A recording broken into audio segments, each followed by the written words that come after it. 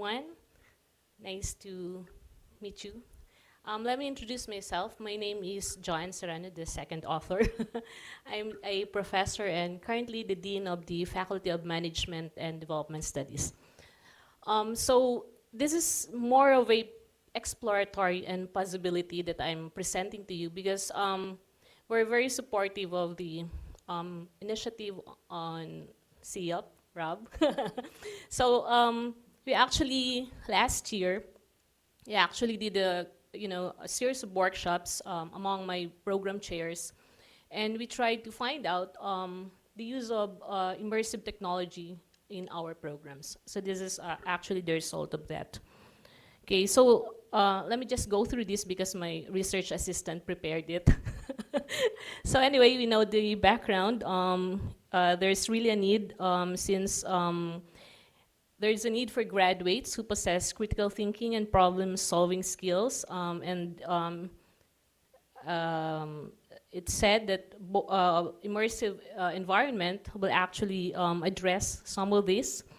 It will bridge the gap somehow by bridging the reality as well as the augmented, the virtual reality. So according to Castello, immersive technologies were also observed to improve the forces of learning. So critical thinking, collaboration, creativity, and communication. And these aforementioned skills are deemed to be among the top skills employers look for when hiring. So this is actually a very recent study. After COVID, I think employers are now looking for this kind of skills. We have talked about it, the rationale why there's a increasing interest again when it comes to immersive environment. So I don't think I think Bobby has already introduced our university, but just to reintroduce. We are actually tasked, our university, to assist various higher education institutions in the country when it comes to open and distance e-learning.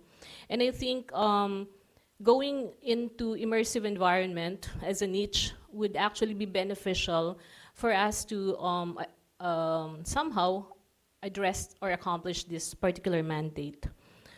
And Bobby has already mentioned this.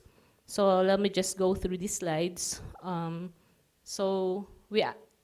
posting this here because our staff and faculty members attended this particular workshop. I think that's the time when Eric went to the to our university, and there was also an open talk which was participated again by Eric and Bobby. So. The Faculty of Management and Development Studies is one of the 3 Faculty of Studies of the UP Open University, and our courses is really very diverse. So it ranged from health to the environment, to management, and to the development fields. And we deal with policy, program, and development concerns related to environment and natural resources management, land valuation, research and development, nursing, international health, social work, and public management. And last year, in 2022, we had a project wherein we were exploring how to facilitate the integration of immersive learning into our broad range of programs. As you can see, our programs are really diverse. And we were hoping to collaborate with CIOP and other offices involved in developing such technology. So the objective of this particular project was to investigate how the immersive technologies will help supplement the teaching and learning among the FMDS graduate programs. So our faculty of study basically offers at the moment, because we recently had an approved undergraduate program. But at the moment, we offer all graduate programs. So we would like to identify their AR/VR needs, plans, and initiatives. So as I was telling you earlier, last year, we had a series of workshops. So we have around 13 programs in my faculty. And I conducted series of workshops with our program chair and tried to identify their needs in terms of immersive technology. So we did a Google survey and also interview with them through the workshops. So these were the questions that we asked them. What are your program's immersive technology needs? What are your programs, plans, and initiatives on developing and integrating AR or VR in teaching, research, and public service? And if they are currently developing or using augmented or virtual reality in these functions in their programs, and how can we, our office, the Dean's Office, can assist them in the integration of immersive technology in their programs? So they identified, based on our workshop, at least one interactive or immersive video, for that matter, at the very least, for each FMDS program or courses.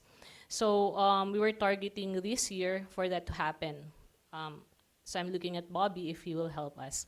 So these multimedia components will also be used later to develop virtual modes of learning. So one of the main program that actually signified their interest is the Diploma in and Master of Social Work program. So they expressed the need to develop an immersive field instruction laboratory. And this will be used in the absence of an actual agency or actual community, as well as the conduct of counseling and community organizing, aside from using the usual video conferencing solutions, such as Google Meet and Zoom. So I think this year we will be focusing on this particular need. So I'm looking again at Bobby to help us out. And another two programs that signify their interest are health programs. So these are the Diploma and Master of International Health and the Master of Arts in Nursing program. So, but there's a plan to collaborate on how to optimize and maximize the use of immersive technology in their courses. We actually had one in the past, but it did not prosper much, but I think that's something that we need to revisit. So this will be in collaboration with an association which they had identified, and this is the Gerontology Nurses Association of the Philippines. So this will be primarily focusing on the aging population. So I actually do not know. As you have said, your parents are in the Stone Age, so I don't know if the elder people would be able to use this augmented reality. But these are actually needs that the program chairs had identified themselves. Okay, so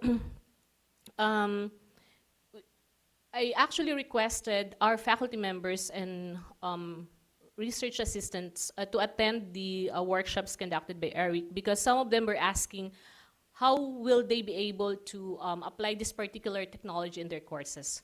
So it was actually a good opportunity because some of the program chairs are now expressing interest, and they have discussed this with Bobby, especially on public management. So this is what we'll be doing in the next year or so.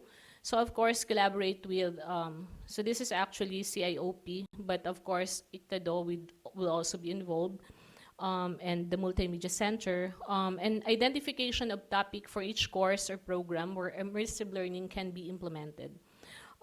So this is actually now the moving forward. And of course, orientation to AR, VR among faculty and staff for better appreciation of this particular technology. And just to conclude, we are taking our initial steps in exploring the possibilities of using this immersive technology in our courses. And given that, based on our conversations with them, they show positive attitude towards immersive learning. And this is actually just a beginning of how we will be exploring the use of immersive technology in our programs, specifically in programs that have expressed their need for this particular technology. And that's it, I think. Thank you, everyone, for listening.